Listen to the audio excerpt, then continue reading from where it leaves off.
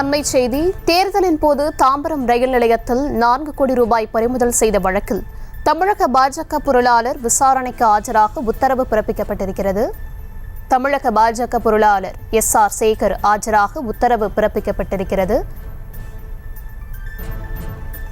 தேர்தலின் போது தாம்பரம் ரயில் நிலையத்தில் 4 கோடி ரூபாய் பறிமுதல் செய்த வழக்கில் தமிழக பாஜக பொருளாளர் SR சேகர் ஆஜராக சென்னை உயர்நீதிமன்றம் உத்தரவு பிறப்பித்திருக்கிறது. விவரங்களுடன் இணைகிறார் செய்தியாளர் மதியழகன். விவரம்.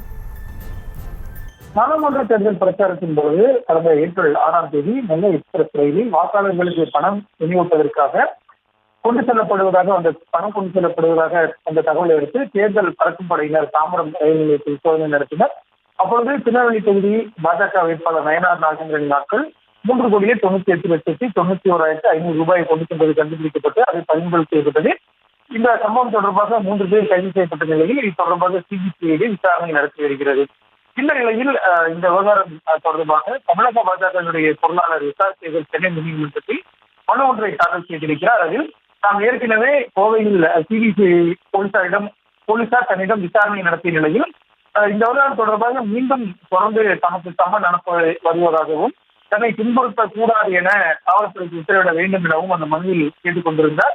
இந்த மனு நீதிபதி ஜி ஜெயச்சந்திரன் முன்பு இன்று விசாரணை கண்ட பொழுது SR சேகர் தரப்பில் வழக்கறிஞர் RC பால்கனகராஜ் ஆஜராகி ஏற்கனவே விசாரணை நடத்திய நிலையில் மீண்டும் விசாரணை நடத்துவது தேவையற்றது என வாதிட்டார். இதற்கு எதிர்ப்பு தெரிவித்த கூடுதல் குற்றவியல் வழக்கறிஞர் உதயகுமார் விசாரணைக்கு ஆஜராவதில் என்ன தயக்கம் என்றும் ஏற்கனவே அமைப்பு செயலாளர் ஆஜராகி இருக்கிறார் என்றும் வாதிட்டார். தொலைபேசி உரையாடல் குறித்து விசாரிக்க வேண்டி உள்ளதாகவும் தெரிவிக்கப்பட்டது.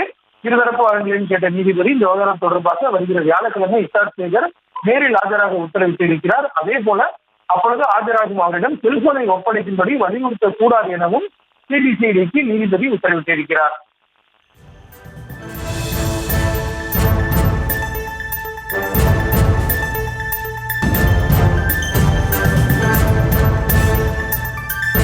விவரங்களுக்கு நன்றி மதியழகன். செய்திகளை உடனுக்குடனும் துல்லியமாகவும் தெரிந்து கொள்ள சப்ஸ்கிரைப் பண்ணுங்க.